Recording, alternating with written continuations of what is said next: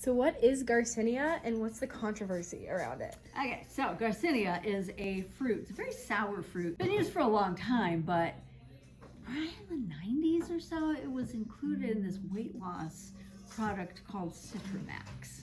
And it was touted to be the weight loss herb.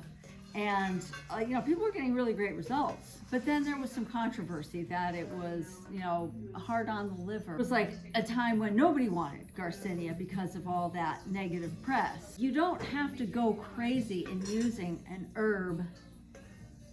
You can use it wisely in judicious amounts. You don't want to suppress your appetite, okay? And I want to qualify this because this is really important. You need nourishment. Our brains need nutrition. Our heart, our kidneys and liver and all that stuff, we have to feed it.